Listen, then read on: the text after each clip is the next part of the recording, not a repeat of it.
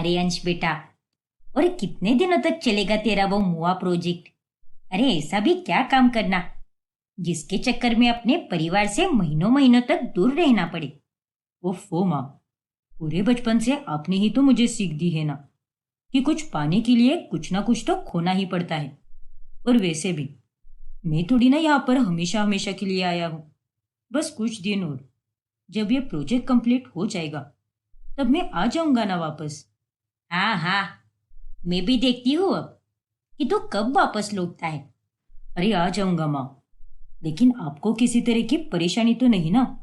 घनश्याम आपकी ठीक से देखरेख तो कर रहा है ना? अरे सब ठीक है बेटा, बस एक ही मलाल है, और वो है तेरी शादी का।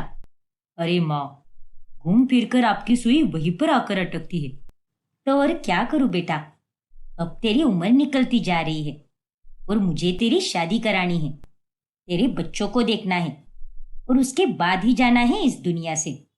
देख बेटा, अब की बार जब तू यहाँ पर आएगा ना, तब मैं तेरे लिए लड़की ढूंढना शुरू करने वाली हूँ और इसी साल तेरी शादी भी करा दूंगी, क्योंकि अब बस बहुत हो गया तेरा नाटक। पर माँ, मुझे फिलहाल अपने करियर पर ध्यान देना है। शादी वगैरह इन सब के बारे में मैं तो 1 या 2 साल बाद ही सोचूंगा। अरे सटिया गया है क्या तू? अब इसमें 1 से 2 साल बाद सोचने वाली क्या बात है, बेवकूफ कहीं का। और ये करियर करियर क्या कहते रहता है तू? शादी कर लेने से तेरा करियर कोई खत्म नहीं होने वाला। लेकिन माँ, अब ऐसा तो नहीं है ना कि तेरे पास पैसा पानी नहीं है।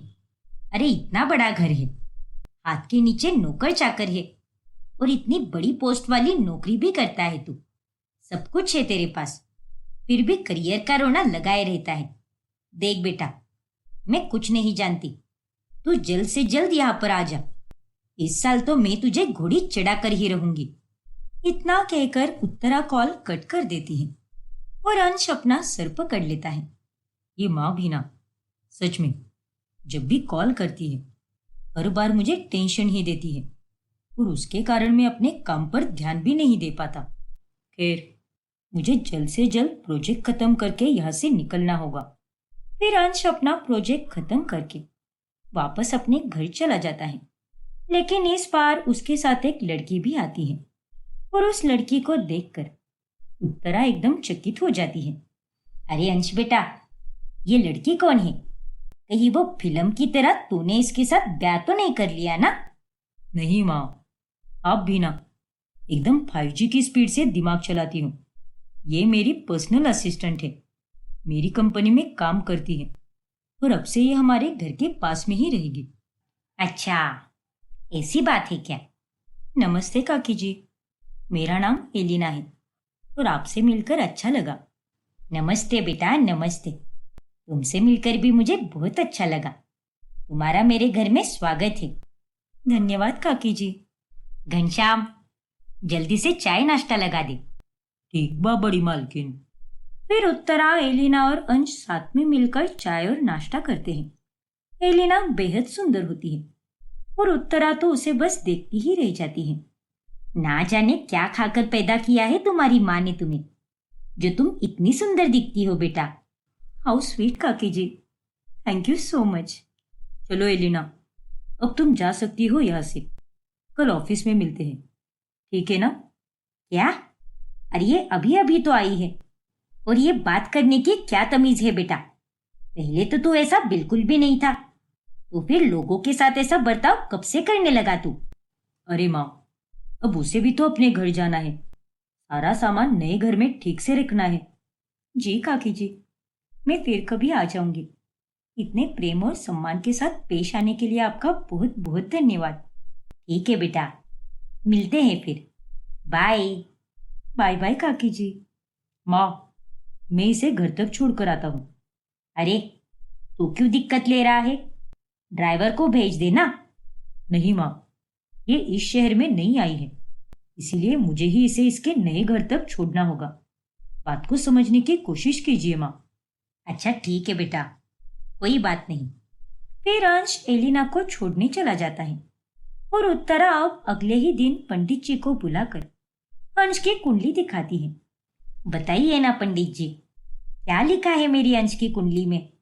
आपके बेटे की कुंडली तो बहुत ही अच्छी है और उसके भाग्य में महाराज योग लिखा है। क्या? अरे वाह! और क्या लिखा है पंडित जी? उसके विवाह के बारे में बताइए। उसके विवाह के लिए शुभ मुहूर्त अब से लेकर आने वाले 2 सालों तक का है और इस नियमित समय में अगर आपने उसकी शादी करा दी तो उसके लिए बहुत शुभ होगा। अच्छा, ऐसी बात है क्या? देखा ना बेटा? हाँ माँ, और पंडित जी ने भी तो सही कहा है।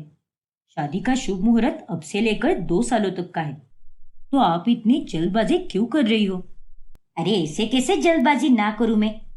शादी के लिए बहुत काम होते हैं, लड़की ढूंढने से लेकर लड़की को घर की बहू बनाने तक। देखिए पंडित जी, आप इसका कुछ भी मत सुनिए। बस इसके लिए कोई सुंदर और सुशील लड़की ढूंढिए। पर माँ, पर वर को गोली मार दे। अब ये शब्द मुझे दोबारा नहीं सुनना। अरे तुझे तो अपने भविष्य की कुछ भी नहीं पड़ी है। देख बेटा, पैसा ही सब कुछ नहीं होता है, रिश्ते भी तो कुछ मायने रखते हैं। और मैं ही तुझे सही दिशा में लाऊंगी, क्योंकि मैं तेरी माँ हूं। अब पंडित जी लड़की ढूंढना शुरू करते हैं और ऐसे ही एक दिन जब अंश अपना लैपटॉप घर पर भूल जाता है। ये देखो बड़ी मालकिन, अंश बाबा तो ओका ही लैपटॉप घर पर ही भूल गई बा। अब का करे? हे भगवान, ये अंश भी ना जाने आजकल उसका ध्यान कहाँ पर रहता है। एक काम करती हूँ, मैं ही चली जाती हूँ उसकी कंपनी में। वैसे भी पंडित जी ने आज एक लड़की की तस्वीर और उसका बायोडेटा भेजा है, और इस लैपटॉप को देने के साथ साथ मैं उसे लड़की भी दिखा दूंगी। हाँ मालकिन, ये सही रहेगा। फिर उत्तरा अंश की कंपनी में उसे लैपटॉप देने चली जाती है और तभी उसे अंश से पहले एलिना मिल जाती है। अरे वाह काकी जी, आप यहाँ पर कैसे? अरे एलिना बिटिया, कैसी हो तुम? तुमने तो कहा था कि फिर आओगी, तो फिर आई क्यों नहीं? सॉरी काकी जी, लेकिन मैं आज आ जाऊंगी। अरे अब तो तू हमारे घर के पास ही रहती है ना, तो आया करो हमसे मिलने। ठीक है काकी जी, मैं जरूर आऊंगी। ओफो एलिना, तुम भी ना। अरे ये मेरा कोई घर नहीं है, कंपनी है, इसलिए यहाँ पर काम करो, गप्पे मत लड़ाओ। Sorry sir. जाओ, अब अपनी जगह पर जाओ। Okay sir. फिर एलिना वहां से चली जाती है। ये सब क्या है बेटा? तूने आज फिर से एलिना से उसी तरह से बात की? अरे माँ, आज मैं थोड़ा परेशान हूँ, माफ करना। शायद परेशान होने के कारण ही मैं उसे इस तरह से बात कर रहा था। वैसे आप यहाँ अचानक से कैसे आ गई? ये देख, ये तेरा लैपटॉप तो घर पर ही भूल गया था और इसे ही देने आई थी मैं यहाँ पर। ओ तेरी, मुझे लगा कि ये लैपटॉप मैंने कहीं खो दिया है। अच्छा हुआ जो आपको मिल गया। ये एक बहुत जरूरी लैपटॉप है माँ, और इसी में मेरे नए प्रोजेक्ट की सारी डिटेल्स है और मेरा सारा काम इसी के बलबूते चलता है। अच्छा देख बेटा, तेरी माँ ने आज तुझे मुसीबत से बचा लिया। हाँ माँ, थैंक यू सो मच। अरे ये थैंक यू बिंक यू छोड़, और तो ये देख, पंडित जी ने एक लड़की की तस्वीर भेजी है। अच्छी है ना? क्या? अब ज्यादा क्या क्या मत कर और ये बता, अच्छी है या नहीं? देख, मुझे तो ये बहुत अच्छी लगी, बस तेरी सहमति की जरूरत है। अरे माँ, ये भी कोई जगह है इस सब के बारे में बात करने की? सब हमें ही देख रहे हैं। अरे देख रहे हैं तो देखने देना, थोड़ी ना मैं तुझे किसी को मारने की सुपारी दे रही हूँ। देखो माँ, मैं आपको पहले भी बता चुका हूँ कि मैं कोई शादी वादी करने की फिराक में अभी नहीं हूँ। मुझे और 1 से 2 साल का समय दे दो और आप चिंता मत कीजिए, शुभ मुहूर्त के अंदर ही हो जाएगी मेरी शादी। पर प्लीज मेरे सर पर बंदूक तानकर मेरी शादी मत कराओ। लेकिन बेटा, अंश उत्तरा की बात सुनने को तैयार ही नहीं रहता और वो परेशान होकर अपनी बेटी माही को कॉल करती है। देखना माही बेटा, तेरा छोटा भाई तो शादी के लिए मान ही नहीं रहा। अरे अगर सही उम्र में शादी नहीं हुई तो आगे जाकर कितनी दिक्कतें आ सकती है। आपकी बात सही है माँ, लेकिन अंश को अपना समय लेने दो। अगर वो कह रहा है कि वो 1-2 साल के अंदर शादी कर लेगा तो वो पक्का करेगा, और वो ये तो नहीं कह रहा ना कि वो शादी ही नहीं करेगा। वो तो है बेटा। तेरी शादी के समय सब कुछ कितना आसानी से हो गया था, लेकिन अंश की शादी के लिए मुझे बहुत चिंता सता रही है। बेफिजूल की चिंता मत करो माँ, वरना आपके चेहरे का ग्लो चला जाएगा और फिर आप शादी में अच्छी भी नहीं लगोगी। वो तो है बेटा, पर फिर भी। फिर एक दिन एलिना उत्तरा से मिलने आती है और तभी, अरे काकी जी, ये सब क्या है? आप काम क्यों कर रही हो? लाइए, मुझे दीजिए, मैं कर देती हूँ इसे। अरे नहीं एलिना, तू इसे मत कर। ये गाजर कद्दूकस करना बहुत मुश्किल का काम होता है। घनश्याम भी इसे ठीक से नहीं कर पाता, इसलिए ये काम मैं ही कर रही हूँ। अरे आप चिंता मत कीजिए काकी जी, मैं हूं ना, मैं कर लूंगी सारे काम। फिर एलिना झट से गाजर कद्दूकस कर देती है, जिसे देखकर घनश्याम और उत्तरा एकदम आश्चर्यचकित हो जाते हैं। अरे दादा, ये तो गजब हुई गवा। अरे वाह एलिना बेटा, तूने तो कितना फटाफट कर दिया। लेकिन ये सब तूने कैसे किया? बस हो गया काकी जी। अब जब जब मैं यहाँ पर आया करूंगी, तब तब आपको काम करने की कोई जरूरत नहीं है, ठीक है ना? ठीक है बेटा। एलिना अब अक्सर ऐसे ही उत्तरा से मिलने आया करती है। फिर एक रात जब शहर में दंगे चल रहे होते हैं, तभी उत्तरा एलिना को अपने घर रुकने के लिए कहती है। अरे माँ, दंगे शहर के दूसरे इलाके में हो रहे हैं, ना कि हमारे इलाके में। फिर भी बेटा, हमें सतर्क रहना चाहिए। और ये बेचारी एलिना तो अकेली रहती है, इसलिए मैंने उसे बुला लिया अपने घर पे। ठीक है माँ। एलिना और उत्तरा रात भर एक ही कमरे में रहती है और तभी, अरे क्या माँ, आप भी एलिना को गेस्ट रूम में रहने दीजिए ना। यहाँ आपके साथ इसे क्यों रखा है? बस बेटा, बहुत हो गया तेरा। हर बार तू इस बेचारी के साथ बुरी तरह से पेश आता है। देख, ये तेरी कंपनी में कोई भी काम करती होगी, लेकिन यहाँ पर ये हमारे परिवार की जैसी ही है। और ये जब भी यहाँ पर आती है, मुझे एकदम अच्छा महसूस कराती है। अरे इससे अच्छी लड़की तो मैंने आज तक नहीं देखी, इसलिए आज की रात तो ये मेरे साथ ही रहेगी, मेरे ही कमरे में। क्यों एलिना? हाँ काकी जी, क्यों नहीं? ओह गॉड। अरे हम दोनों को साथ देखकर तेरे पसीने क्यों छूट रहे हैं? अब चल, जा यहाँ से और हम दोनों को गप्पे लड़ाने दे। फिर अंश वहां से चला जाता है। ऐसे ही दिन गुजरते जाते हैं और उत्तरा को एलिना बहुत अच्छी लगती है और वो इस बारे में पहले माही से बात करती है। क्या एलिना? लेकिन वो लड़की तो अंश की पर्सनल असिस्टेंट है ना? हाँ बेटा, लेकिन वो लड़की दिखने में बहुत ही सुंदर है, गुणवान है और उसे रिश्तों की भी समझ है। इसीलिए वो मुझे अपना मानकर हमेशा मेरे साथ प्यार से पेश आती है। और हमारे अंश के लिए उससे अच्छी लड़की तो कोई और हो ही नहीं सकती। ठीक है माँ, अगर आपको एलिना सही लगती है तो आप एक बार इस बारे में अंश से बात कर लीजिए। हाँ बेटा, मैं कल ही उससे बात करूंगी। पर उसका मूड देखकर ही बात करना, ठीक है ना? अरे हाँ हाँ, बड़ी आई अपनी भाई की चमची।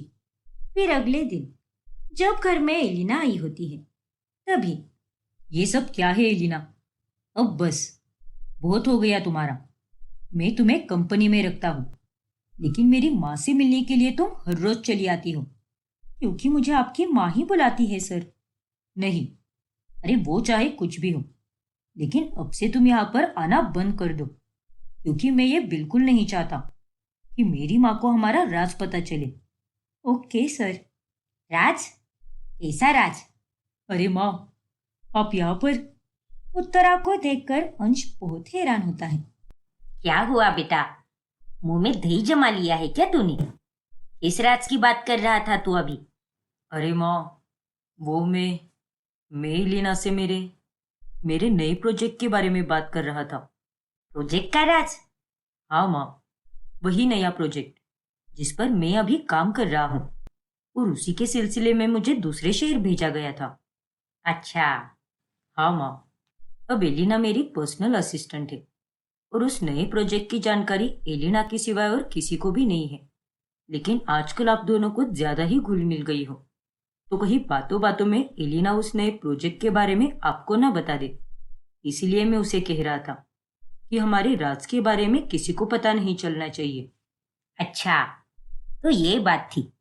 अरे अगर मुझे एलिना ने बता भी दिया तो क्या ही बिगड़ जाएगा। मैं तो तेरी माँ हूं ना, थोड़ी ना कोई बाहर वाली हूँ। वैसी बात नहीं है माँ, ये प्रोजेक्ट मेरा अब तक का सबसे बड़ा प्रोजेक्ट है। इसीलिए ये मैं आप सबके लिए सरप्राइज रखना चाहता हूँ और इसीलिए मैं आपको अभी कुछ भी नहीं बता सकता। तू भी ना अंश। अच्छा ठीक है, कोई बात नहीं, लेकिन तू जो कुछ भी कर रहा है ना उसमें सफल जरूर होगा। मैं बांके बिहारी से हर रोज तेरी प्रगति की प्रार्थना जो करती हूँ।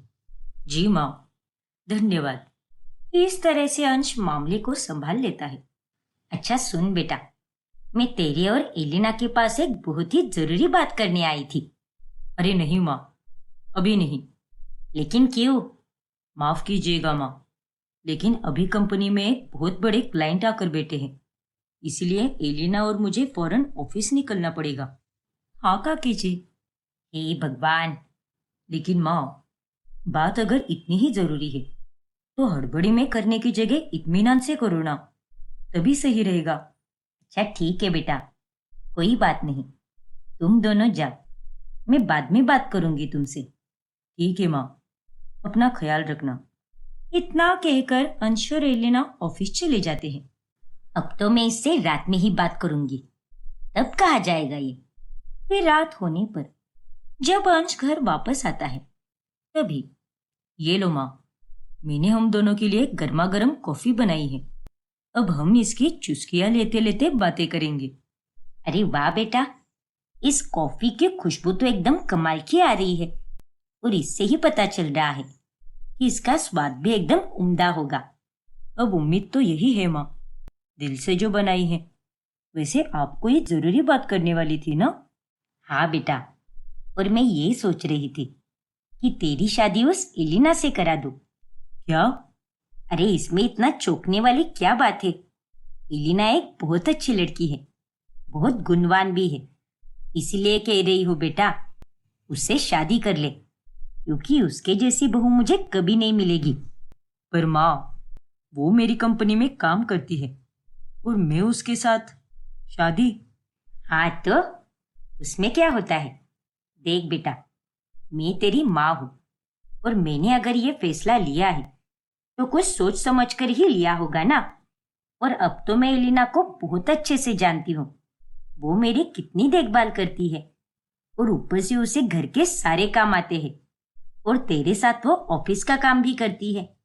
देख बेटा, उसमें एक भी अवगुण नहीं है, इसीलिए मैं बोल रही हूँ, उससे अच्छी लड़की तुझे मिल ही नहीं पाएगी। हे भगवान, ये माँ को क्या हो गया है? अंश बेटा, मान जाना मेरी बात।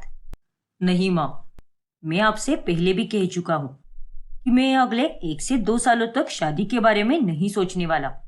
हाँ तो मत सोच, लेकिन हम रिश्ता तो पक्का कर ही सकते हैं ना। देख, मैं कुछ नहीं जानती, लेकिन मैं तेरी शादी एलिना से करा कर ही रहूंगी। अरे तू तो अपनी पसंद की कोई लड़की लाने से रहा और अब इसीलिए मुझे ही ये सब काम करना पड़ेगा। एलिना से इस बारे में मैं कल ही बात कर लूंगी। उत्तरा के इस फैसले से अब अंश बहुत परेशान हो जाता है। फिर अगले दिन, देखो एलिना, आज माँ तुमसे शादी की बात करेगी, तब तुम उन्हें साफ साफ ये कह देना कि तुम अभी 1.5 से 2 सालों तक शादी के बारे में नहीं सोचने वाली, सिर्फ और सिर्फ काम पर ही ध्यान देने वाली हो। Okay sir. वैसे तुम मना भी कर सकती हो, लेकिन मेरी माँ मानने वालों में से नहीं है, इसलिए तुम 1.5 से 2 सालों तक का बहाना बना देना। ठीक है सर। फिर बाद में उत्तरा एलिना से भी शादी के बारे में बात करती है और तभी एलिना उन्हें 1.5-2 सालों का बहाना दे देती है। हे भगवान, अरे ये आजकल के बच्चों को क्या हो गया है? बस 1.5-2 साल लगा के रखा है, बेवकूफ कहीं के, जैसे कि इन सालों में ये प्रधानमंत्री बनने वाले हैं। सॉरी काकी जी, पर मैं शादी के लिए अभी पूरी तरह से तैयार नहीं हूँ। हाँ माँ, एलिना बिल्कुल सही कह रही है।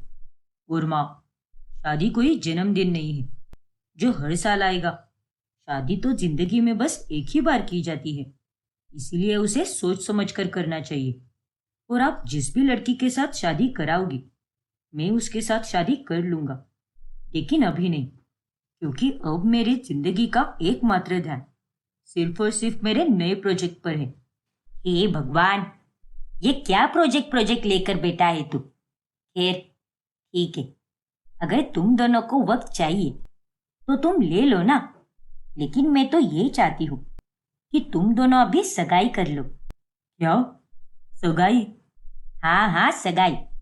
अब सगाई करने में भी तुझे कोई दिक्कत है क्या? अभी के लिए तुम सगाई कर लो और 1.5-2 सालों के बाद शादी कर लेना। मैं तो बस यही चाहती हूँ कि तुम दोनों का रिश्ता पक्का हो जाए, फिर इस बीच के टाइम में शादी की तैयारियां आराम से करेंगे। माँ इतनी जल्दी नहीं मानने वाली। लगता है सगाई कर लेना ही सही ऑप्शन रहेगा, फिलहाल के लिए ही सही। पर माँ चुप तो रहेगी, दिन रात शादी को लेकर मेरा कान तो नहीं खाएगी। अब इतना क्या सोच रहा है तू? आज बताएगा या 2 दिनों के बाद का मुहूर्त है? ठीक है माँ, अगर आप इतना कह रही हो तो मैं एलिना के साथ शादी करने के लिए तैयार हूँ। क्या बात है, बहुत खूब बेटा। अच्छा एलिना, अब तुम बताओ मुझे, क्या तुम मेरे बेटे के साथ सगाई करोगी? हाँ बोल दो। ठीक है काकी जी, मैं भी तैयार हूँ। अरे वाह, अब जाकर मेरे कलेजे में ठंडक पड़ी है। देखा, मैंने ढूंढी भी नहीं और मेरी बहू मेरे पास अपने आप चली आई। वैसे एलिना, हमें तुम्हारे परिवार वालों से कब मिलवाओगी? परिवार वाले? अरे माँ, इसका कोई परिवार नहीं है। मेरा मतलब एलिना अनाथ है। हे भगवान, माफ करना बेटा, पर तुझे अकेला महसूस करने की कोई जरूरत नहीं है, क्योंकि अब हम है ना, हम सब तेरा परिवार ही तो है। जी काकी जी, उत्तरा की खुशी का अब कोई ठिकाना ही नहीं होता। माही भी अपने ससुराल से मायके आ जाती है। ओए होए माँ, आज तो आप एकदम कहर ढा रही हो। हाँ तो आज मेरे बेटे की सगाई है, तो मेरा इतना सजना तो बनता ही है। अरे हाँ माँ, मैं समझ सकती हूँ। अरे अंश, आज के दिन तो ये फोन छोड़ दो, कब से फोन में ही लगे हो। सॉरी दीदी, वैसे जीजू कहाँ पर है? वो नहीं आए क्या? अरे तुम्हारे जीजू पूरे 1 महीने के लिए गांव गए हैं, वहां पर उन्हें अपना एक बिजनेस शुरू करना है, इसलिए वो वहीं पर रुकेंगे और तब तक के लिए मैं यहाँ पर रुकूंगी। अरे वाह, मेरी तरफ से जीजू को बधाई दे देना। अरे उन्होंने भी तेरे लिए बहुत सारी बधाइयाँ दी है, तुम्हारी सगाई के लिए, साथ में तोहफे भी भेजे हैं उन्होंने। क्या बात है, थैंक यू सो मच। अरे अब बातें करना बंद करो, सगाई का मुहूर्त निकला जा रहा है। लेकिन ये एलिना कहाँ पर है? अभी तक तैयार नहीं हुई क्या वो? मैं देख कर आता हूँ माँ, वो गेस्ट रूम में होगी। ठीक है बेटा। फिर अंश एलिना के पास चला जाता है तो वो उसे सोए हुए देखता है। हे भगवान, बाहर माँ और दीदी इसकी इतनी राह देख रहे हैं और ये मोहतरमा घोड़े बेचकर सो रही है। एलिना उठो, जल्दी उठो एलिना। अरे नहीं, एलिना की तो बैटरी डाउन हो गई है और इसीलिए ये बंद पड़ चुकी है। मुझे जल्द से जल्द इसे चार्जिंग करना होगा। फिर अंश फटाफट एलिना को चार्ज करने वाला चार्जर ढूंढता है और वो उसे चार्जिंग पर लगा देता है। ओह गॉड, इसकी चार्जिंग भी सगाई के समय ही खत्म होनी थी क्या? इससे पहले कि कोई आ जाए मुझे जल्दी से इसकी चार्जिंग करनी होगी, वरना माँ और दीदी को सब पता चल जाएगा कि एलिना एक इंसान नहीं बल्कि एक रोबोट है। फिर थोड़ी देर में अंश को अपने कमरे के पास किसी के आने की आहट होती है। लगता है कोई आ रहा है, इसलिए वो तुरंत अपने कमरे के बाहर चला जाता है और दरवाजे के आगे खड़ा रहता है। अरे टाइम देखा है क्या अंश? तुम्हारी होने वाली बीवी और कितनी देर लगाएगी? कहाँ पर है वो? अरे आज तो सगाई है और उसके लिए तैयार होने के लिए वो कितनी देर लगा रही है, तो शादी के लिए कितना समय लगाएगी? तू हट जा अंश, मैं देखती हूँ उसे, आखिर इतना क्या सज रही है वो। अरे नहीं माँ, आप दोनों अंदर नहीं जा सकती। क्या? लेकिन क्यों? वही तो, हम दोनों अंदर क्यों नहीं जा सकती? क्योंकि एलिना ने ही मना किया है। उसने आखिरी 5 मिनट मांगे हैं और वो कह रही थी कि उसे अकेले तैयार होकर आप दोनों को सरप्राइज देना है। और अगर आपने उसका लुक देख लिया तो सरप्राइज क्या रहेगा? हे भगवान, तुम लोगों के सरप्राइज और तुम दोनों भी मेरे दिमाग के बाहर हो। खैर, 5 मिनट में उसे लेकर बाहर आ जाओ। हाँ माँ, आ जाऊंगा मैं। फिर उत्तरा और माही दोनों वहां से चली जाती है और 5 मिनट के बाद एलिना पूरी तरह चार्ज हो जाती है। Hello sir. अरे क्या हेलो सर, आज तो तुम मुझे मरवा ही देती। अब जल्दी चलो, बाहर वो लोग हमारा इंतजार कर रहे हैं। फिर वो दोनों बाहर चले जाते हैं और उनकी सगाई हो जाती है। चलो, अच्छा हुआ जो तुम दोनों एक दूसरे के लिए हमेशा हमेशा के लिए बुक हो गए। क्या माँ, आप भी? तुम दोनों को सगाई मुबारक हो। ये लो, ये रहा तुम्हारा शगुन। थैंक यू दीदी। अब उत्तरा अपनी सहेलियों को एलिना और अंश की सगाई की तस्वीरें दिखाती है। क्या बात है उत्तरा, तुम्हारी होने वाली बहू तो किसी हीरोइन की तरह लगती है। हाँ उत्तरा, उन दोनों की जोड़ी तो एकदम मस्त लग रही है। चलो, अच्छा है, बेटा भी रोबोटिक्स इंजीनियर है और बहू भी उसके साथ ही काम करती है और ऊपर से इतनी सुंदर भी है। काश हमारी बहुएं भी इतनी सुंदर होती। अब क्या ही कर सकते हैं, मेरी पसंद है ही इतनी अनोखी। हाँ उत्तरा, वो तो हम पहले से जानते हैं।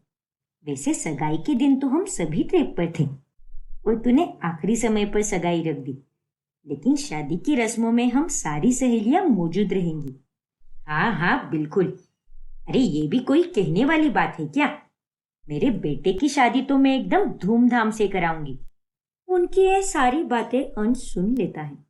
मेरी शादी को लेकर माँ कितनी एक्साइटेड है, लेकिन उन्हें क्या पता कि एलिना एक रोबोट है और मैं उससे शादी कभी नहीं कर पाऊंगा। फिर एक रात सभी बाहर खाना खाने जाते हैं और तभी बाप रे, ये ठंड तो मुझे मार ही डालेगी। सच में, आज तो बहुत ही ज्यादा ठंड है। अरे हमें तो कितनी ठंड लग रही है, ठंड के मारे हम ठिठुर रहे हैं। लेकिन इस एलिना को देखो, इसके कपड़े भी कितने पतले हैं, लेकिन फिर भी ये एकदम आराम से बैठी है। अरे किस मिट्टी की बनी हो तुम एलिना? वो ऐसी ही है दीदी। कंपनी में तो दिन भर एसी ऑन रहता है और ऑफिस के सारे एम्प्लॉय स्वेटर या शॉल ओढ़ कर आते हैं, लेकिन मैंने आज तक एलिना को स्वेटर पहने हुए कभी नहीं देखा। वो इतनी एसी या ठंड में भी आराम से रह लेती है। हाँ दीदी, सर बिल्कुल सही कह रहे हैं। अरे वाह, तुम तो एकदम कमाल हो एलिना। वैसे एलिना, अब अंश तुम्हारा मंगेतर है, इसलिए तुम उसे अंश सर नहीं, सिर्फ अंश कहकर ही पुकारो। ठीक है काकी जी। अब ऐसे ही एक रोज। अच्छा हुआ एलिना जो तुम आ गई। हाँ दीदी, क्या कर रही हो? आज मैं गाजर का हलवा बना रही हूँ। बस ये गाजर कद्दूकस कर लो, फिर हलवा तो एकदम फटाफट बन जाएगा। संभाल कर माही, कहीं हाथ ना कट जाए तेरा। ओफो दीदी, रुकिए, आप इतनी मेहनत क्यों ले रही हो? मैं हूं ना, मैं गाजर को कद्दूकस भी कर लूंगी और साथ ही बढ़िया सा हलवा भी बना दूंगी। अरे नहीं एलिना, मैं कर लूंगी ना, तुम आराम से बैठ जाओ। हाँ बेटा, अब जब तुम इस घर की बहू बनोगी तब ये सारे काम तो तुम्हें ही करने हैं, इसलिए अभी करने की कोई जरूरत नहीं है। और नहीं तो क्या, पर फिर भी लाइए माही दीदी, मुझे दे दीजिए और आप जाकर आराम कीजिए। मैं फटाफट से बना दूंगी। और आपको याद है ना काकी जी, उस दिन भी गाजर को मैंने ही कद्दूकस किया था। इतना कहकर एलिना तेजी से काम करने लगती है और उसे इस तरह से काम करते हुए देखकर माही और उत्तरा के होश उड़ जाते हैं। ओ तेरी! अरे ये क्या, एक इंसान एक ही समय पर दोनों हाथों से काम कैसे कर सकता है, वो भी इतना फटाफट? तभी वहां पर अंश आता है। हे भगवान, कहीं आज ही से एलिना का राज ना खुल जाए। अरे एलिना, तुम किस चीज से बनी हो यार? राइटी और लेफ्टी दोनों की दोनों क्वालिटीज है तुम में। क्या बात है। जी दीदी। हाँ दीदी, हम सब ने भी जब एलिना को पहली दफा ऐसे दोनों हाथों से काम करते हुए देखा था, तब सबके सब चकित हो गए थे। पर ऐसे लोग भी होते हैं जो दोनों हाथों से काम कर पाते हैं, और एलिना उन्हीं में से एक है। वाह भाई वाह, इस एलिना में तो एक से एक बढ़कर गुण छुपे हुए हैं। और आज मुझे इस बात की बहुत खुशी हो रही है कि मेरे बेटे के लिए मैंने तुझे चुना है। हाँ माँ, आपने बिल्कुल सही कहा। फिर एक दिन जब एलिना घर आती है, तभी उत्तरा अपने कमरे में स्टूल पर चढ़कर ऊपर से कुछ निकाल रही होती है। अरे कहाँ चला गया वो डब्बा? इधर ही तो रखा था मैंने। अरे काकी जी, ये आप क्या कर रही हो? अरे एलिना, तू कब आई? जा बाहर बैठ जा, तब तक मैं एक डिब्बा निकाल देती हूँ। उसमें कुछ सामान रखा हुआ है जो मुझे माही को देना है। तो फिर आप नीचे उतर जाइए, वो डब्बा मैं निकाल देती हूँ। अरे नहीं बेटा, मैं निकाल दूंगी ना, मिल जाएगा मुझे वो डब्बा। यही अलमारी के ऊपर वाले हिस्से में रखा था मैंने, और वो नीले रंग का डब्बा था। ओफो काकी जी, एक ही डायलॉग बार बार रिपीट करके मैं थक गई हूँ। कितनी बार कहा है आपको कि मेरे होते हुए आप कोई काम नहीं करोगी? चलिए अब उतर जाइए नीचे और अपनी होने वाली बहू को चढ़ने दीजिए। तू भी ना एलिना। अच्छा छोड़ और कर ले अपनी मनमानी। वैसे भी तू मानने वालों में से बिल्कुल नहीं है।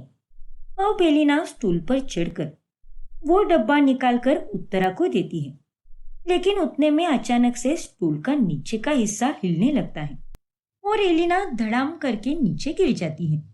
हे भगवान! एलिना, बेटा तू ठीक तो है ना? उत्तरा की चिल्लाहट सुनकर माही और अंश भी वहां पर आते हैं। अरे एलिना, तुम नीचे कैसे गिर गई? अरे क्या माँ, आप भी अगर आपको ऊपर से कुछ निकालना ही था तो घनश्याम से कह देते ना। एलिना से कहने की क्या जरूरत थी? अरे बेटा, वो मुझे ये डब्बा चाहिए था और घनश्याम तो आज छुट्टी पर है, इसलिए यहां मैं खुद ही चढ़ गई कि तभी एलिना आई और कहने लगी कि मैं चढ़ूंगी। और जब एलिना चढ़ी तब ये स्टूल हिलने लगा। लेकिन एलिना, तुम्हें कोई चोट तो नहीं आई ना? नहीं दीदी, मुझे कुछ नहीं हो सकता। कमाल है, चोट लगने पर तो तुम्हें चिल्लाना चाहिए था, पर यहाँ तो माँ ही चिल्ला बैठी। जी, वैसे काफी स्ट्रांग हो तुम एलिना, ऐसी ही रहना। फिर अगले दिन, उस दिन एलिना का थन में नॉर्मल रहना, कल भी स्टूल से नीचे गिरकर कुछ भी रिएक्ट ना करना, ये सब काफी अजीब बातें हैं। इससे पहले कि माँ और दीदी एलिना की इन अजीब हरकतों पर शक करना शुरू करें, मुझे एलिना के अंदर इमोशंस डालने होंगे, और जब इसमें इमोशन आएंगे तब जाकर ये रियल लगेगी। हंस दिन भर बैठकर नॉनस्टॉप काम करता है और एलिना के भीतर इमोशंस इंसर्ट करता है। एलिना, मैं जोकर हूँ। क्या? अच्छा बस बहुत हो गया, मैं तो बस ये चेक कर रहा था कि मेरा तुम्हारे अंदर इमोशन डालने का काम सक्सेसफुल हुआ कि नहीं। ओके अंश, मैंने अभी भी एलिना में ऐसी कई सारी अपडेट इंसर्ट नहीं की है, लेकिन मुझे वो जल्द से जल्द करनी होगी, क्योंकि उसके बाद ही मैं इसे पूरी तरह से लॉन्च कर पाऊंगा। और जब तक ये लॉन्च नहीं हो जाती तब तक मुझे इसे राज बनाकर रखना होगा। अब इमोशन डालने के बाद एक रोज, हाँ एलिना, तुम्हारी और अंश की शादी अब पूरे 15 महीनों के बाद होगी। ओके काकी जी। ये लो एलिना, मुंह मीठा करो, रसगुल्ले बनाए हैं मैंने तुम्हारे लिए। Yummy, thank you so much दीदी। अब एलिना को अंश के साथ वक्त गुजारना बहुत अच्छा लगता है। अंश, तुम्हें पता है आज काकी जी ने क्या कहा मुझसे? क्या कहा? यही कि हमारी शादी की तारीख पूरे 15 महीनों की बाद तय हुई है। मैं तो बहुत एक्साइटेड हूँ। मैंने तो वीडियोस भी देखी है इंडियन वेडिंग्स की, एकदम सुंदर होती है इंसानों की शादियाँ। हाँ एलिना, सो तो है, पर तुम्हें इतना भी ओवर एक्साइटेड होने की कोई ज़रूरत नहीं है, क्योंकि हम ये जो कुछ भी कर रहे हैं ये सब केवल एक नाटक है, और सच में तो तुम एक रोबोट हो, और कुछ ही दिनों के बाद मैं तुम्हें लॉन्च भी कर दूंगा। और उसके बाद मुझे तुम्हारे बारे में किसी से कुछ भी छुपाने की कोई जरूरत नहीं होगी। अरे जब लॉन्च होगा तब देखा जाएगा। लेकिन अब तो तुम मेरे साथ हो ना, तो ये सब बातें क्यों कर रहे हो? धीरे धीरे एलिना का अंश के प्रति लगाव बढ़ते ही जाता है। कंपनी में आंचल नाम की एक एम्प्लॉय अंश से कुछ बात करती है, लेकिन ये एलिना से देखा नहीं जाता। आंचल, तुम्हारी प्रॉब्लम क्या है? प्रॉब्लम? ये तुम क्या बोल रही हो एलिना? अरे कितनी बार कहना पड़ेगा तुम्हें कि अंश सर के कैबिन के अंदर जाने से पहले तुम्हें मुझसे अनुमति लेनी होगी। लेकिन एलिना, मुझे कुछ अर्जेंट काम आ गया था, इसलिए मैं सर के केबिन में हड़बड़ी में गई थी। देखो आंचल, मैं उनकी असिस्टेंट हूँ, इसलिए तुम्हें उनसे जो भी काम हो सबसे पहले मुझसे आकर ही अनुमति लेनी होगी। यूं मुंह उठाकर कैबिन में मत जाया करो ऐसे। और मेरा यह कहना सिर्फ तुम्हारे लिए नहीं बल्कि सबके लिए है। ठीक है एलिना, आगे से मैं पूछ कर जाऊंगी।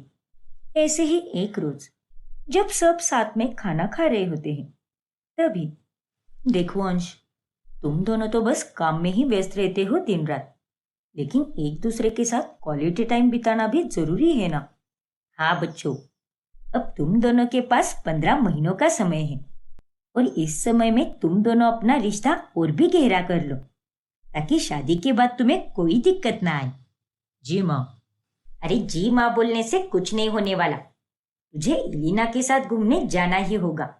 मैं चाहती हूँ कि तुम दोनों एक दिन के लिए भूल जाओ कि तुम एक कंपनी में काम करते हो और तुम दोनों एक बॉस और असिस्टेंट हो। सारी चिंताओं को एक जगह रखकर एक दिन के लिए खूब मजे करो, एक दूसरे के साथ बातें करो जरा। एग्जैक्टली अंश, माँ जो भी कह रही है बिल्कुल सही कह रही है। अगर तुम दोनों एक दूसरे के साथ एकांत में बैठकर बातें नहीं करोगे तो एक दूसरे को ठीक से कभी नहीं समझ पाओगे। ठीक है दीदी, मैं एलिना को लेकर एक दिन के लिए घूमने चला जाता हूँ। ये हुई ना बात। अच्छा हाँ, मस्त मस्त फोटोज भी क्लिक करना और मुझे और माँ को भेज देना। अब अंश एलिना को एक नदी किनारे वाली जगह पर लेकर जाता है, जहाँ अंश के साथ पेड़ की छाया में बैठकर एलिना बहुत खुश होती है।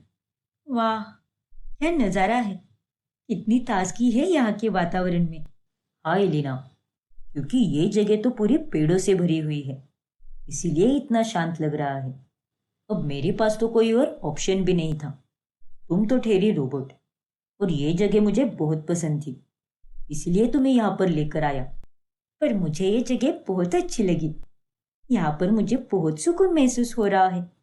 एकदम आरामदायक है ये जगह। माना कि मैंने तुम्हें इमोशन डाल दिए हैं, पर आजकल तुम कुछ ज्यादा ही इमोशनल होती जा रही हो।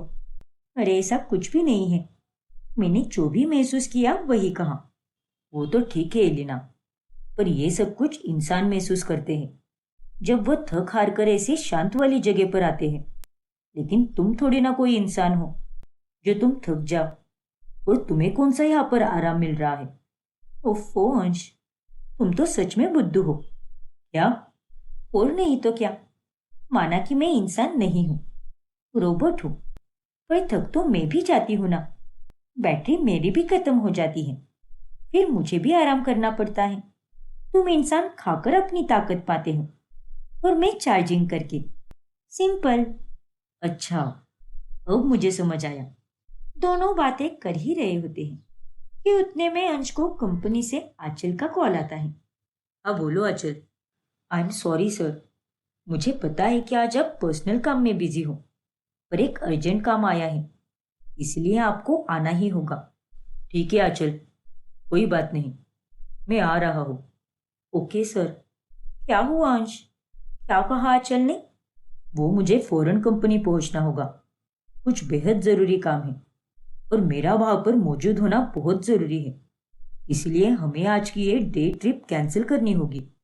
नो वे अंश, तुम कहीं नहीं जाओगे, काम तो होता ही रहेगा। देखो, एक साथ वक्त गुजारने के लिए हमें सिर्फ आज का ही दिन मिला है, तो प्लीज इस दिन को ऐसे वेस्ट मत करो। नहीं एलिना, मुझे कुछ भी करके कंपनी पहुंचना ही होगा। वैसे भी माँ और दीदी को तुमसे मिलना था, पूछ रही थी वो मुझे तुम्हारे बारे में।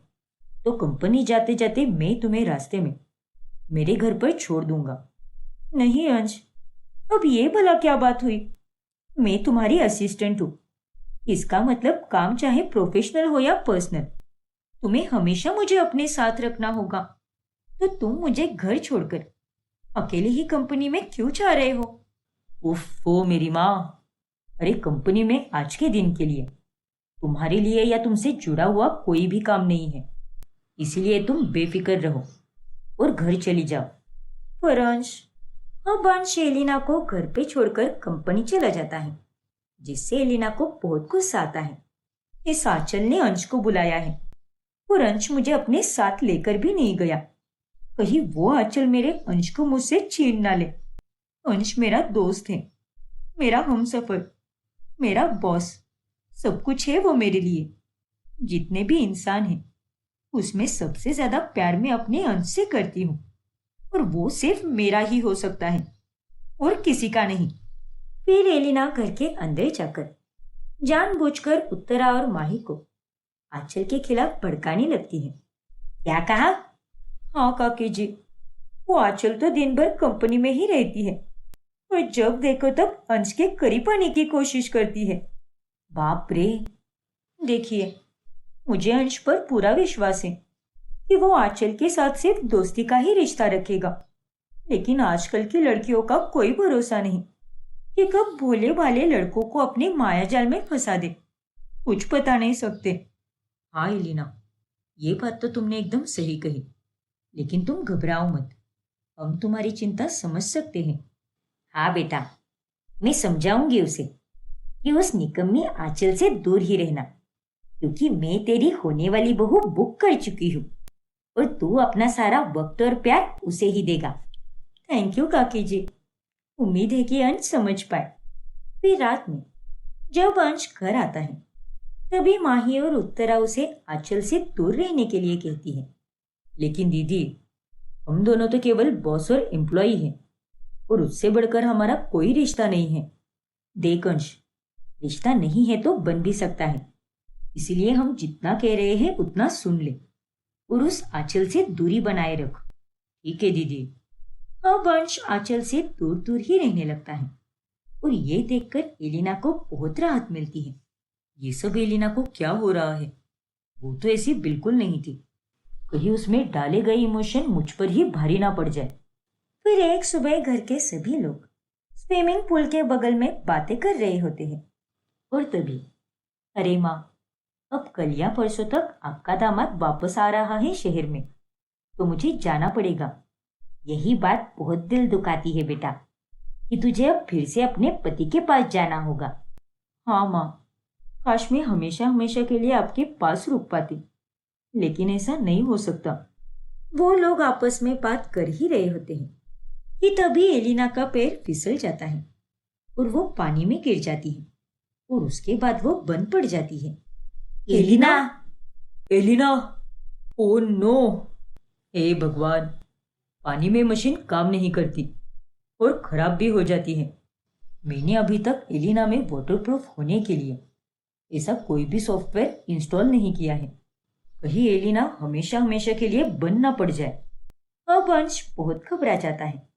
अंश तुरंत पानी में कूदता है और वो एलिना को लेकर कमरे में चला जाता है और फिर कुछ ही देर बाद में एलिना बिल्कुल ठीक हो जाती है।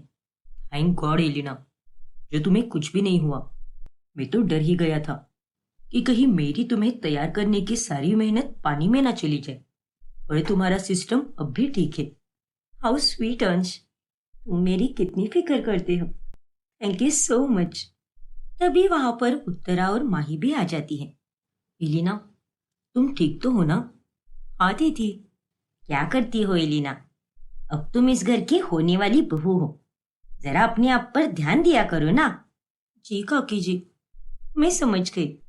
फिर ऐसे ही एक रोज जब आंचल अंश के केबिन में जाती है, तभी मे आई कम इन सर? सर, मे आई कम इन? ये सर को क्या हो गया है? इन्होंने अपनी गर्दन नीचे क्यों झुकाई है और ये तो कोई जवाब भी नहीं दे रहे। फिर आंचल अंश के पास चली जाती है।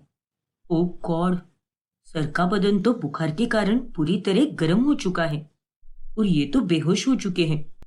लेकिन अब मैं क्या करूं? फिर आंचल अंश के चेहरे पर वहां पर रखा पानी छिड़कती है, जिस कारण वो होश में आता है। सर, आप ठीक तो हो ना? ये अचानक से इतना तेज बुखार कैसे आया आपको? पता नहीं आंचल, लगता है ज्यादा काम और कम आराम के कारण ये सब हुआ है। वो देखो, वहां पर फर्स्ट एड बॉक्स है, उसमें दवाई होगी, वो दे दो मुझे। हाँ सर, अभी देती हूँ मैं। फिर आंचल अंश को दवाई देती है और उतने में वहां पर एलिना आ जाती है, जो उन दोनों को देखकर गुस्सा हो जाती है। तुम यहाँ पर क्या कर रही हो आंचल? चली जाओ यहाँ से। अरे तुम्हें कोई काम वाम है या नहीं? जब देखो तब मुंह उठाकर इसके केबिन में चली आती हो, बेशरम कही की। अरे एलिना, ये तुम कैसी बातें कर रही हो? उल्टा ये बेचारी तो मुझे दवाई दे रही थी। क्या? हाँ एलिना। फिर आंचल एलिना को सब विस्तार में बताती है। अच्छा, तो ये बात है। खैर, वो जो भी हो, लेकिन तुम अंश के ज्यादा पास नहीं आओगी, क्योंकि इसका ध्यान रखने के लिए मैं हूं यहाँ पर। हम दोनों की शादी होने वाली है और ये मेरा मंगेतर है, इसलिए प्लीज तुम जरा अपनी मर्यादा में रहो। पर एलिना, मुझे तुमसे कोई बहस नहीं करनी है आंचल। प्लीज चली जाओ यहाँ से। फिर आंचल वहां से चली जाती है और एलिना का ये बर्ताव देखकर अंश अब हैरान रह जाता है। ये एलिना आजकल इतना अजीब बर्ताव क्यों कर रही है? मुझे तो कुछ समझ ही नहीं आ रहा। फिर ऐसे ही एक रोज अंश की कंपनी की बहुत बड़ी डील पक्की होती है, जिस खुशी में माही अंश के लिए उसके पसंदीदा पकवान बना रही होती है। अरे दीदी, आप इतनी मेहनत क्यों कर रही हो? अंश के लिए तो खाना मैं बनाने वाली थी ना, तो आप रहने दीजिए, मैं खाना बना दूंगी। अरे नहीं एलिना, अब मैं तो यहाँ पर 2 से 3 दिन के लिए ही रुकने वाली हूँ और उसके बाद जब मैं अपने ससुराल चली जाऊंगी तो मेरे भाई को अपने हाथ का बना खाना नहीं खिला पाऊंगी। और आज जब उसने इतनी अच्छी खुशखबर दी है तो मैं उसके लिए सब कुछ बनाऊंगी जो उसे बेहद पसंद है। वो सब तो ठीक है दीदी, लेकिन मुझे आपकी मदद तो करने दीजिए ना। सारा खाना तो हो ही गया है, बस थोड़ा सा बाकी है। तुम जाकर बाहर बैठो। और वैसे भी शादी के बाद तो ये सारे काम तुम्हें ही करने हैं। ठीक है दीदी। माही की बातों से एलिना को बहुत गुस्सा आता है, क्योंकि उसे अंश के लिए कुछ करना होता है, पर वो माही को कुछ भी नहीं बोलती। और फिर बाद में सब एक साथ बैठकर खाना खाते हैं। और तभी देखो अंश, अब जब हमारी कंपनी को इतना मुनाफा हो रहा है तो क्यों ना हम दोनों इसका जश्न मनाएं। हम दोनों साथ में कहीं घूमने चलते हैं। नहीं एलिना, अब परिवार वालों के साथ तो हम सेलिब्रेट कर ही रहे हैं ना, तो दोनों को अकेला जाने की क्या जरूरत है? वही तो। देखो एलिना, आज थोड़ी ना कोई वैलेंटाइंस डे है जो तुम दोनों उसका सेलिब्रेशन अकेले अकेले में मनाओ। अंश की ये खुशी सबके लिए उतनी ही बड़ी है, तो इसका जश्न भी परिवार के साथ ही मनाना चाहिए ना। हाँ एलिना, माही एकदम बराबर बोल रही है, और तुम ये सारे हक शादी के बाद जताना, अभी नहीं। ठीक है काकी जी। एलिना को वापस गुस्सा आता है और वो इस बार भी चुप रहती है। इन दोनों के कारण मैं और अंश अकेले कहीं जा भी नहीं पाएंगे। कंपनी में व्यस्त रहने के कारण अंश तो मेरी तरफ देखता भी नहीं, और यहाँ घर पर भी वही हाल है। मुझे उसके साथ अकेले में समय बिताने का कोई मौका नहीं मिल रहा। फिर 2 दिनों के बाद माही अपने ससुराल चली जाती है और एलिना का अंश के घर पर आना जाना बढ़ने लगता है। और उसे देखकर पड़ोस की औरतें उत्तरा से कहती हैं, अरे माना कि ये लड़की अकेली रहती है, पर अभी तक वो तेरी बहू नहीं बनी है, तो उसका इतना आना जाना सही नहीं लगता। हाँ उत्तरा, अरे तू तो अपनी होने वाली बहू पर कुछ ज्यादा ही लाड़ प्यार बरसा रही है। अरे उसे इतनी भी ढील मत दे कि वो उसका फायदा उठाने लगे। उसके साथ अच्छे से रह, पर एक दायरा बनाकर। देख उत्तरा, तुझे हमारी बातें कड़वी लग रही होगी, लेकिन यही सच है। जिन्हें आप ज्यादा लाड़ दोगे वो ही आपको हल्के में लेंगे, और खास तौर पर बहुएं। शायद तुम दोनों सही कह रही हो। ये सारे विचार मेरे दिमाग में आए ही नहीं। भावनाओं में बहकर मैं कुछ ज्यादा ही प्यार बरसाने लगी थी उस पर। लेकिन अब नहीं, अब मैं उसे दबाव में रखूंगी। अंश हर रोज एलिना को कंपनी के लैब रूम में बंद करने जाता है। प्लीज अंश, मुझे ऐसे बंद मत करो ना। मुझे अपने साथ लेकर चलो। मुझे तुमसे दूर नहीं रहना। नहीं एलिना, ये सब इतना आसान नहीं है। तुम एक रोबोट हो और इसके बारे में सिर्फ मुझे पता है।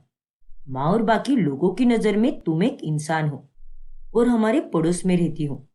अब तुम ही बता कि मैं तुम्हें रोजाना अपने घर कैसे लेकर जा सकता हूँ। काश मैं भी तुम इंसानों की तरह एक साधारण जिंदगी जी पाती। अपनी भावनाओं पर काबू रखो एलिना। ये मत भूलो कि तुम एक रोबोट हो। चलो, अब मैं निकल रहा हूँ। Bye, good night. Good night Ansh. फिर अगले दिन एलिना उत्तरा को मोहरा बनाकर उसके सामने नाटक करने लगती है। क्या कहा? तेरे घर पर भूत है? हाँ काकी जी, मेरे घर पर भूत है जो हर रात मुझे सोने ही नहीं देता। कभी इधर से आवाज आती है तो कभी उधर से आवाज आती है। अकेले रहने में मुझे बहुत डर लगता है। तो मैं यहाँ पर हमेशा हमेशा के लिए रह सकती हूँ क्या? क्या? हाँ काकी जी, मेरा तो इस दुनिया में कोई भी नहीं है। ना तो कोई दोस्त है और ना ही कोई रिश्तेदार। बस एक अंश आप और माही दीदी हो जो मेरा सब कुछ हो। तो प्लीज काकी जी, रुकने दीजिए ना मुझे यहाँ पर। मैं अंश के साथ मिलकर रोज सुबह कंपनी जाया करूंगी और रात को भी एक साथ ही लौटेंगे। कितना अच्छा होगा ना सब कुछ। वो तो है एलिना, पर ये सही नहीं होगा। क्या? ओह नो, मुझे तो लगा था कि काकी जी मान जाएगी और मेरी बातों में आ जाएगी, लेकिन यहाँ पर तो ये मान ही नहीं रही। हाँ बेटा, अब तक तुम्हारी और अंश की केवल सगाई हुई है और शादी के पहले ही अगर तुम यहाँ दिन रात रहने के लिए आओगी तो लोग बातें बनाएंगे। इसलिए शादी होने तक तुम अकेले ही रहो, क्योंकि उसके बाद तो तुम्हें अपनी पूरी जिंदगी हमारे साथ ही बितानी है। पर काकी जी। घबराओ मत एलिना, मैं एक तांत्रिक बाबा को जानती हूँ। वो तुम्हारे घर पे आएंगे और हवन करके उस घर में रह रहे नालायक भूत को भगा देंगे। अरे नहीं काकी जी, आप किसी भी तांत्रिक को मत बुलाइए। मैं रोजाना हनुमान चालीसा पढ़ूंगी, फिर देखना वो भूत अपने आप ही भाग जाएगा। और नहीं तो क्या, और इतना डरोगी तो कैसे चलेगा। भगवान जी का नाम हमेशा जपते रहना चाहिए, फिर कोई तुम्हारा कुछ भी नहीं बिगाड़ पाएगा। बिल्कुल। अब एलिना बहुत गुस्सा हो जाती है। मैंने तो सोचा था कि ये मान जाएगी और मुझे यहाँ पर रुकने देगी ताकि मैं अंश के साथ दिन रात एक साथ रह पाऊं। लेकिन यहाँ पर तो कुछ और ही हो गया। ना जाने इस काकी जी को क्या हो गया है जो आजकल ये इतनी सख्त किस्म की हो गई है।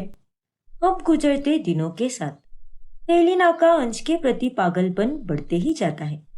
फिर एक दिन जब अंश अपने केबिन में बैठकर एक ऑनलाइन मीटिंग अटेंड कर रहा होता है, तभी वहां पर एलिना आती है। ये देखो अंश, मैं तुम्हारे लिए चीज केक लाई हूँ। मैंने ये खुद ने बनाया है। चलो ना, साथ मिलकर खाते हैं। प्लीज एलिना, चली जाओ यहाँ से। इस समय मैं एक इम्पोर्टेंट मीटिंग में हूँ। एलिना को अंश की बातों का बहुत बुरा लगता है और वो घर आकर ये बात उत्तरा को बताती है, जिसके बाद उत्तरा अंश को बहुत डांटती है। अरे तुझे भी तो समझना चाहिए ना कि उसके साथ किस तरह से पेश आना चाहिए। पर माँ, मैं एक जरूरी मीटिंग में था और एलिना उसके बीच आकर हमें डिस्टर्ब कर रही थी। अरे माना कि उसने बीच में आकर डिस्टर्ब किया, लेकिन तू उससे कम से कम प्यार से तो बात कर ही सकता था ना। अरे तेरे बात करने के तरीके से ही वो ज्यादा दुखी हुई है। ओह गॉड। अंश अब अपना सर पकड़ लेता है और वो एलिना के पास जाकर उसे खूब सुनाता है। ये सब क्या है अंश? तुम मुझ पर इतना गुस्सा क्यों कर रहे हो? क्योंकि दिन ब दिन तुम्हारे नाटक बढ़ते ही जा रहे हैं एलिना। और तुम ये बात क्यों भूल रही हो कि हम दोनों सिर्फ एक नाटक कर रहे हैं। हमारी कोई शादी नहीं होने वाली। फिलहाल के लिए माँ को चुप कराने के खातिर ये सब नाटक किया है, और तुम हो कि छोटी छोटी बातें माँ को जाकर बता रही हो। ये सब क्या है? ये सारी चीजों से तुम्हें इतना फर्क क्यों पड़ रहा है? क्योंकि मुझे तुमसे प्यार होने लगा है अंश। क्या? ये तुम क्या बकवास कर रही हो? हाँ अंश, ना जाने क्यों, पर मुझे तुम बहुत पसंद हो। मैं तुम्हारे बिना एक पल भी नहीं रह पाती हूँ, और ना ही तुम्हें किसी और के साथ देख पाती हूँ। मुझे बहुत जलन होती है जब वो आंचल तुम्हारे करीब आती है, और बहुत गुस्सा भी आता है जब काकी जी या दीदी हमारे बीच आती है। अरे तुम पागल हो गई हो क्या? तुम जो कुछ भी कह रही हो वो मुमकिन नहीं है। मैं एक इंसान हूं और तुम एक रोबोट हो। मैंने तुम्हें अपने हाथों से बनाया है, और कुछ ही दिनों में मैं तुम्हें लॉन्च भी करने वाला हूं, और हम दोनों में तो बस बॉस और एम्प्लॉय की तरह रिश्ता होना चाहिए। नहीं अंश, अब ये नहीं हो सकता, क्योंकि मैं तुमसे पागलों की तरह प्यार करने लगी हूँ, और अब तो तुम्हें मेरे साथ ही रहना होगा। इतना कहकर एलिना वहां से चली जाती है। और फिर अगले दिन जब अंश सोकर उठता है तो वो खुद को एक अलग ही जगह पर पाता है। अरे ये क्या? ये मैं कहाँ आ गया हूँ? ये मेरी जगह है, रोबोट एलिना की जगह, और अब मैं तुम्हें सबसे दूर करके यहाँ पर लाई हूँ, क्योंकि सबके साथ रहकर तुम मेरे कभी नहीं हो पाओगे। इसलिए अब मेरे साथ यहाँ पर अकेले रहो। हम दोनों अपनी नई दुनिया बसाएंगे। नहीं एलिना, ये सब मुमकिन नहीं है। प्लीज ऐसा कुछ भी मत करो और मुझे वापस जाने दो। लेकिन एलिना अंश को नहीं छोड़ती, और दूसरी तरफ परेशान होकर अंश को ढूंढते हुए उत्तरा उसकी कंपनी पहुंच जाती है, और आंचल को अंश के गायब होने के बारे में बताती है। क्या अंश सर कल रात से गायब है? हाँ आंचल, और एलिना भी कहीं भी नहीं दिख रही। ठीक है आंटी, आप चिंता मत कीजिए, मैं अंश सर की लोकेशन ट्रैक करती हूँ। फिर लोकेशन ट्रैक करने के बाद आंचल और उत्तरा भी उस जगह पहुंच जाती है जहां पर एलिना अंश को लेकर गई होती है, और एलिना के रोबोट होने का सच जानकर उत्तरा के पैरों तले जमीन ही खिसक जाती है। ये मैं क्या करने जा रही थी? एक रोबोट से अपने बेटे की शादी? बाप रे! लेकिन अब ऐसा कुछ भी नहीं होगा। एलिना, छोड़ दे मेरे बेटे को, मैं उसे लेने आई हूँ। हाँ एलिना, सर ने तुम्हारा कुछ भी नहीं बिगाड़ा है, प्लीज उन्हें छोड़ दो। हरगिज नहीं, अब मेरा अंश तुम लोगों के पास कभी नहीं आएगा। लगता है ये ऐसे नहीं मानेगी। ऊपर से उसका मेरी तरफ भी ध्यान नहीं है, तो मैं उसके पास आराम से जा सकता हूँ और उसे ऑफ कर देता हूँ, तभी जाकर मैं उसके अंदर कोई चेंज कर पाऊंगा। अब अंश एलिना के पास जाकर उसे टर्न ऑफ कर देता है, और तब जाकर वो एक इंसान की तरह बेहोश हो जाती है। फिर उसके बाद वो एलिना के अंदर की सारी फीलिंग्स निकाल देता है, जिस कारण वो पहले जैसी हो जाती है।